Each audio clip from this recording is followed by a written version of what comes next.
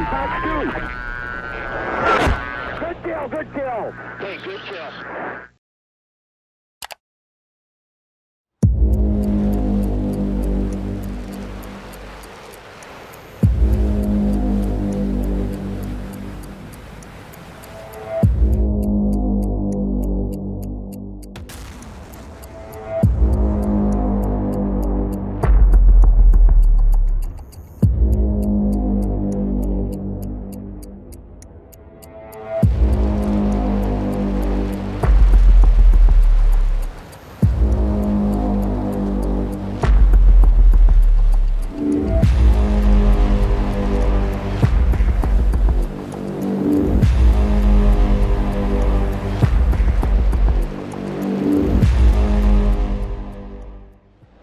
Alright, let's go ahead and fence in.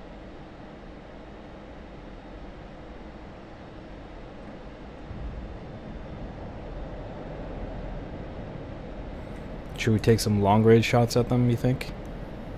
Yeah, I think so. Alright, let's go ahead and drop tanks then.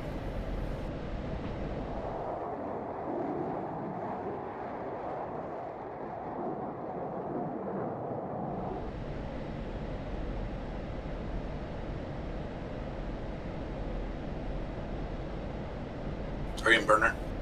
I am. Go full gate, pitch for 5 degrees.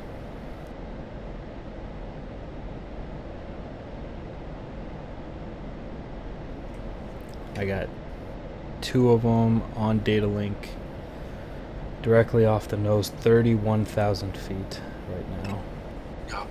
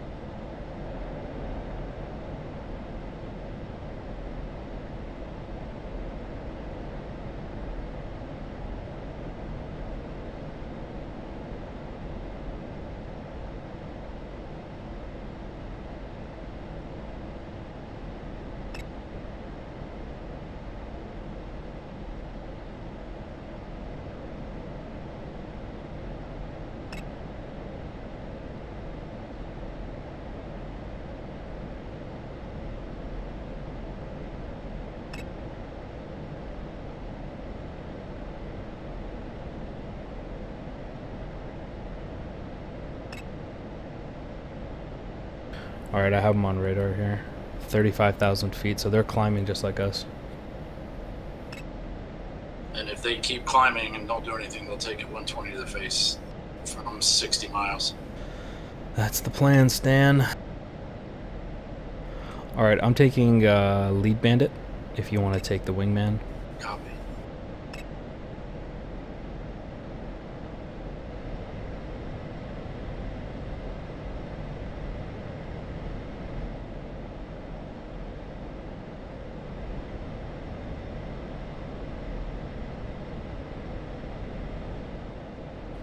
Okay, I have my 57. I'm gonna fire at 55. Fox 3. I'll fire at 55 also. Copy. I'm offset left.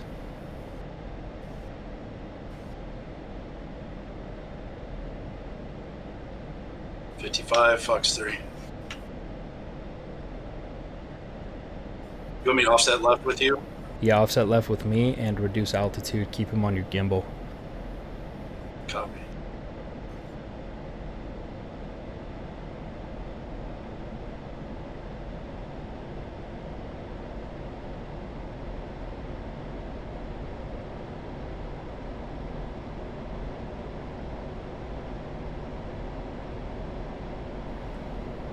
Alright.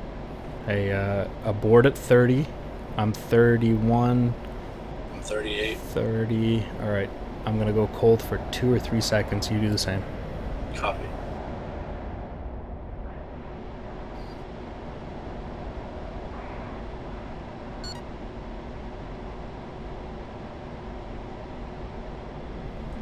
Okay, I'm recommitting.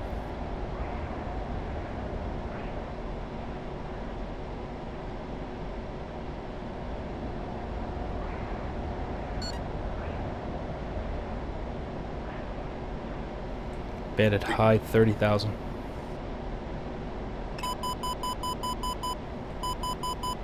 I got missile coming in, defensive. Altitude. Altitude.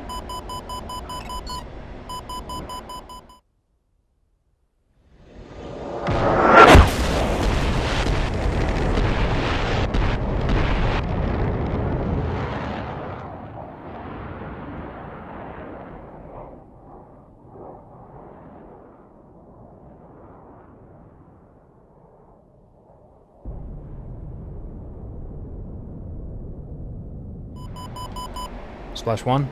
Yeah, splash 1. Copy. He was the trail guy, so I'm gonna get the front guy. Roger.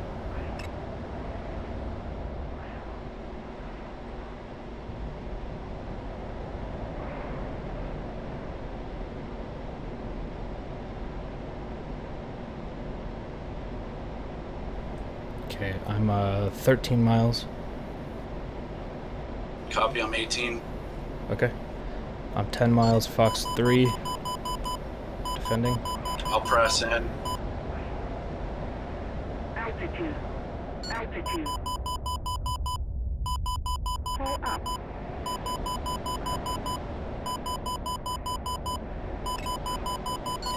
Altitude. Altitude. I'm pressing. Okay. I've already got him defensive, so easy kill for you.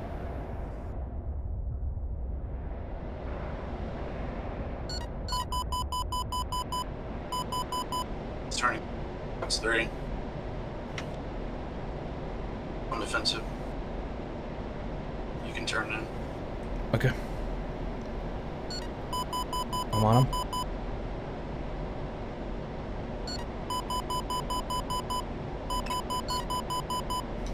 Okay, I have him locked up, 13 miles.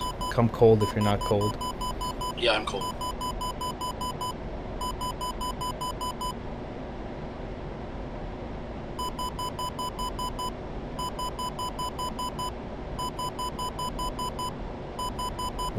Yep, there he, I think he shot splash. something. He's dead? I splashed. Yeah, he's dead. Okay, good. Splash 1.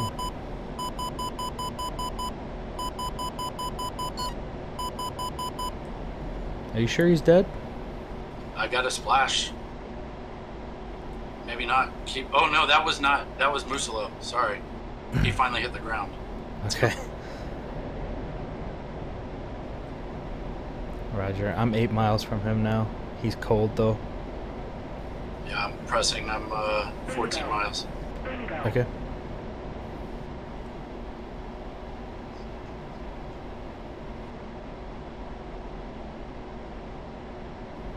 .7. Looks like he's had enough.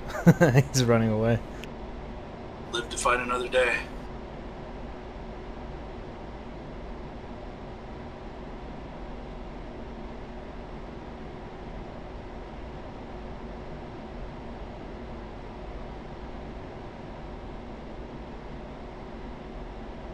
I'm gonna get some altitude. It might be able to get faster than him.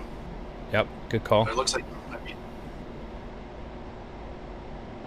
Okay, Fox 3, 7 miles, 6 miles. He's turning back in. That missile's gonna hit him. I'm breaking off. Altitude. Altitude. Missile on me. Going defensive. Splash 1. Pull up. Nice kill.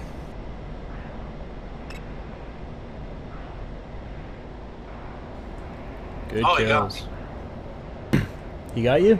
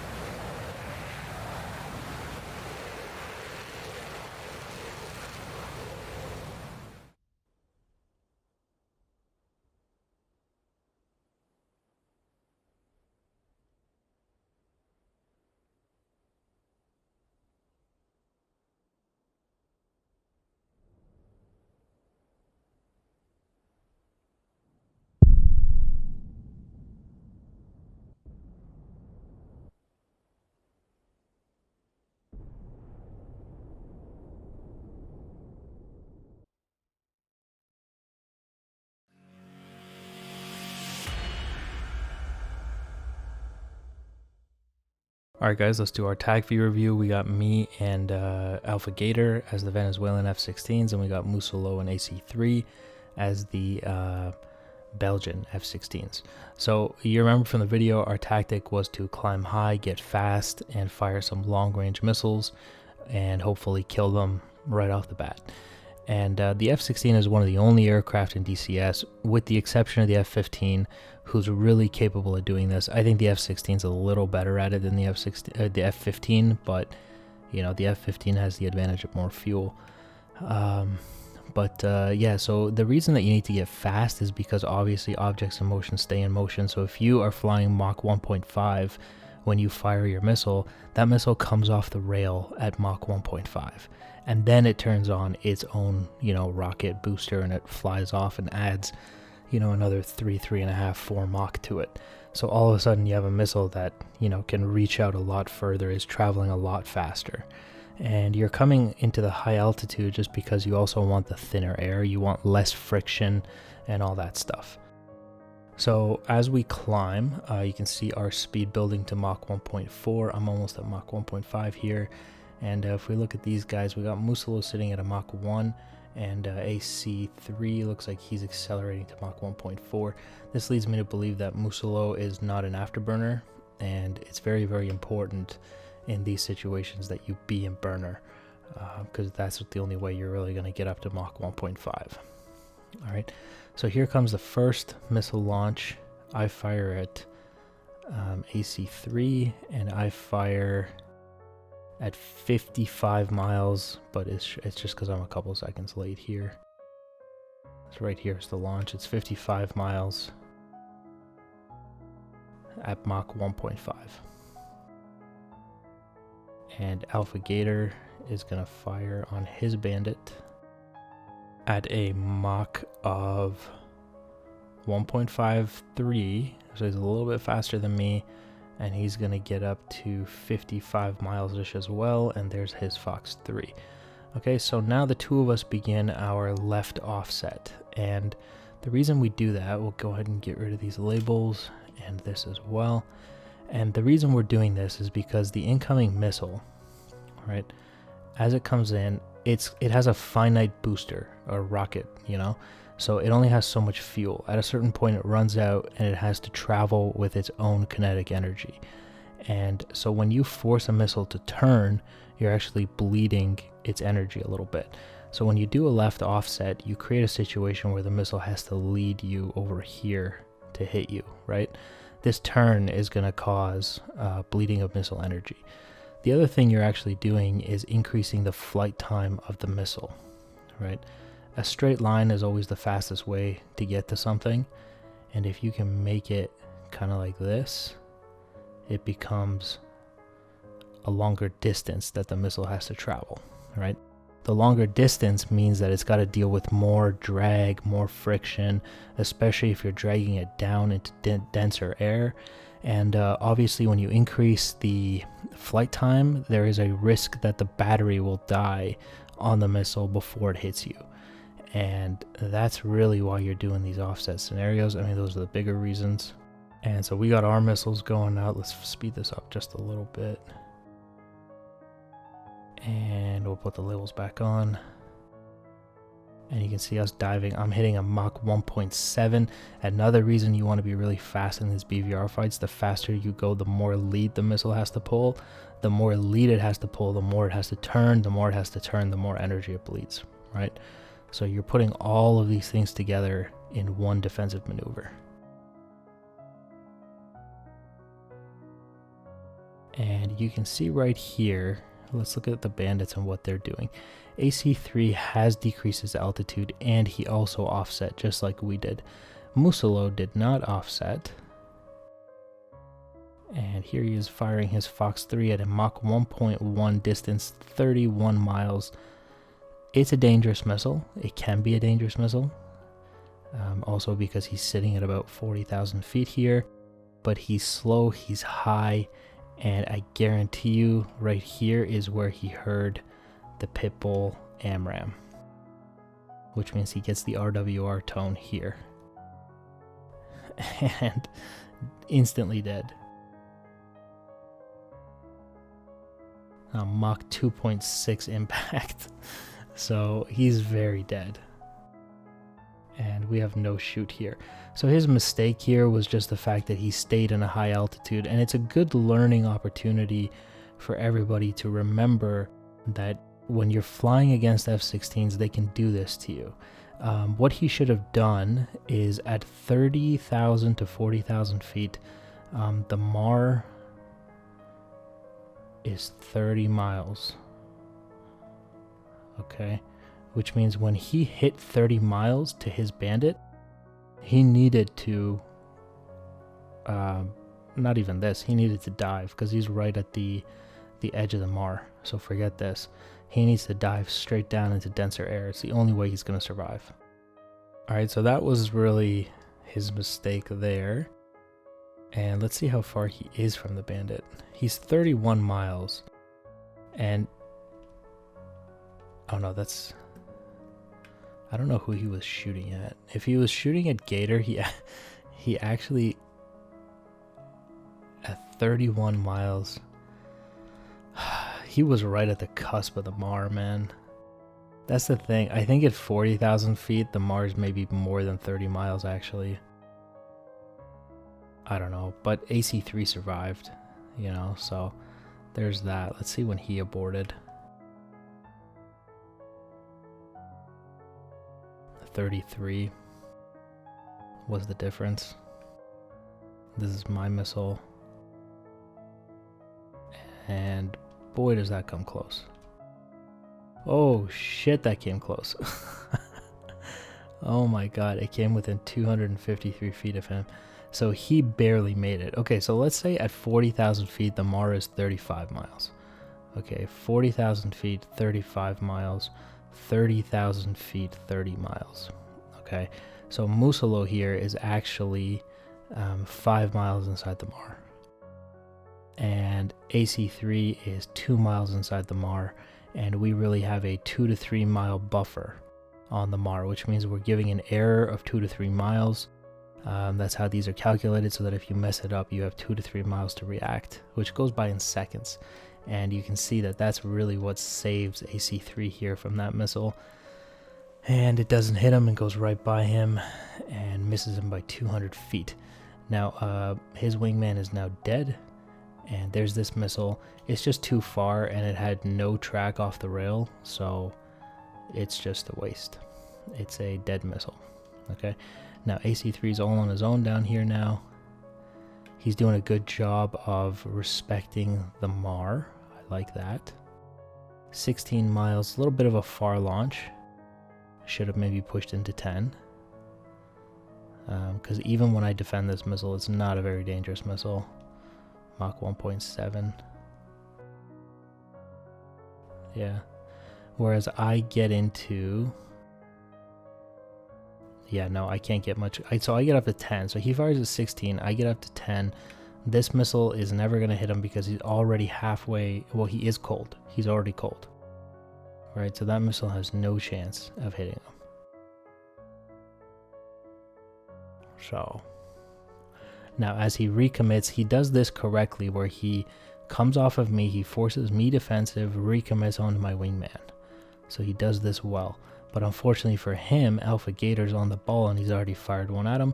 So he has no time to lock him up. He's already defensive. So he's been defensive for 2 turns now. And look at this. So as Alpha Gator goes cold, so watch this. Let's go back here. I'm hot. I fire. I go cold. Alpha Gator's in hot, he fires, goes cold. Look at me, I'm recommitting, right? You see that recommit, so you can see that this, and meanwhile AC-3 is just defending this whole time, right? And you can see, okay, so I'm recommitted, Alpha Gator's recommitted, and he's right behind me, which means when I fire and I go cold, he will fire. By the time he goes cold, I'll recommit, right? Now at this point we're at 8 miles, 7 miles, and this band is just running for his life. And he actually dropped his tanks here. Oh my god. That explains a lot of things, bro. So he drops his tanks, recommits, comes to recommit. Honestly, at this point, when you're cold and there's a bandit 7 miles off your tail like this, you have no chance. You have to just fly straight until it's over for you. Anything you do from here is going to result in you getting killed. Right? So he turns back in, and right here, this is the part where Alpha Gator said, hey, I'm going to climb so I can catch him. So he's trying to climb here, and he fires an AIM-120 right here at a distance of 9 miles. And I fired at 5. Now the question becomes, why did I close inside the 10-mile MAR? The reason for that is because the bandit's not pointing towards me, so I know I'm safe, right?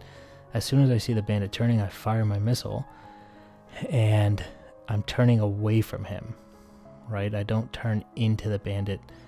Right here you can see dive away from bandit as bandit turns this way. I don't want to turn this way so that bandit's looking right at my ass, right? And so there we have the missile launch, impact. So my missile actually hits him at, what was it, the 7-mile range that I fired it. Boom. Mach, what is that? Mach 1.8 impact. Okay.